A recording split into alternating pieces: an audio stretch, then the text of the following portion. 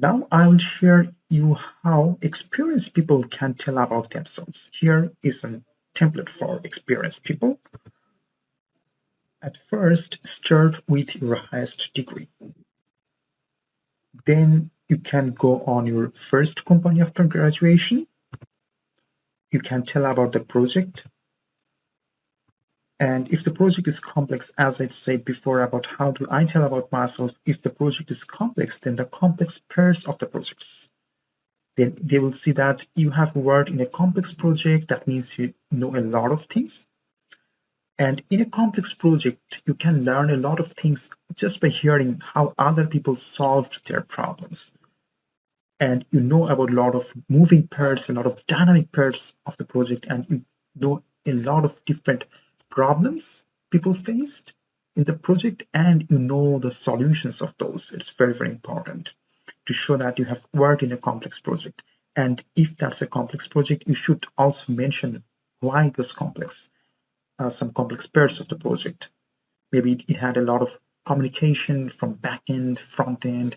It had some customer who were very difficult to handle, or maybe it had real-time data communication, or it had a lot of users, and so that server had a lot of load and so on. Or you can look at my previous video where I mentioned how do I tell about myself, and I mentioned some properties of a complex project. You can look at there.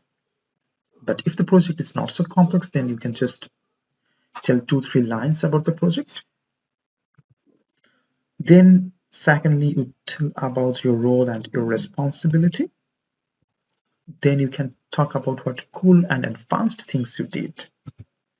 Then you move on the technologies you used. Number 5, you can tell about what you improved. It's very, very important. What was an impact, right? What did you improve? Maybe you improved the team culture. Maybe you improved some process of the team. Maybe you improved the architecture. Maybe you reduced the cost or whatsoever. Then talk about your impact. So what impact you had on the project? What impact you had on the team? What impact you had on the customer? Or you can think about some other dimension. At last, you can talk about your achievements. Maybe you achieved some great performance improvement of the project, or your achievement were a lot of improvement in sales, for example, or the company gave you some recognition or whatsoever. So you highlight your achievements in the end. Then you mention the soft skills. So if you watched one of my previous videos, I have shown how to find out which soft skills are important for this job. From there, you already know which soft skills are very important for this job.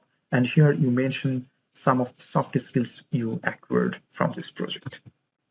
So here are some tips for you. Number 1, you can use the same template for the next company. That means for the next company, you can go and at first tell about the project, then your role and responsibility, and follow all those 8 steps. But if you work for a lot of companies, then you can mention last 2 companies or only some projects which shows your competence. You have to decide on that. For example, you worked on a lot of companies or you worked on a lot of projects. So, but if you want to talk about all the projects, then you tell me about yourself will take maybe 20 minutes, but you should not spend so much time, right? So in that case, you choose a couple of projects which matches with the current job you are being interviewed for. Okay, so you have to choose a couple of projects which you can talk about. So you have to decide on that. As I said before, you have to focus on the position you are interviewing for. For example, if it is a software development position, then focus on highly scalable architecture, clean coding, design patterns, code review, automated testing, for example. If it's a cloud-based solution project you are being interviewed for, then you can tell about, you can define cloud architecture. You can focus on cloud problems, which problems you solve on cloud, so on. So that they can understand that you can do a lot of good cloud architecture. If it's a marketing position, then you have to focus on some of your marketing skills. If it's a sales position, then you have to focus on your sales skills. Number 3, emphasize those skills more which are asked in the job description. And as I mentioned before in one video, that how to find out those skills in technical, soft skills, and third was the domain knowledge. Figure out those 3 areas and focus on those. I tell almost 10 minutes, and it's up to you. If you're an experienced person like me, you can talk about 10 minutes, 8 minutes.